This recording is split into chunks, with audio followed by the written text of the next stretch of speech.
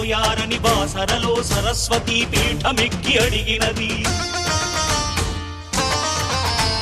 దుర్మదాంధులార తెలుగు బిడ్డలకి కర్మేందని ధర్మపురిలో నారసింహనాదం చేస్తున్నది.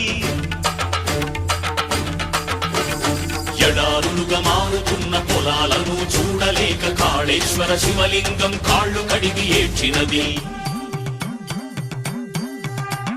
బతుకు మోయలేని రైతు ఆత్మహత్యలకు చలించి భద్రాచల రాముడికి సాగిలపడి మొక్కినది.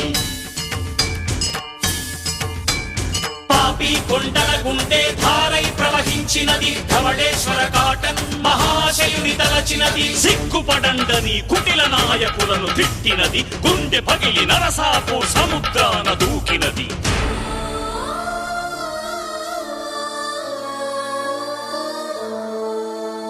కనబడలేదా గోదారి తల్లి కడుపు కోత? వినబడలేదా గోదారి నీళ్ల రక్త ఘోష?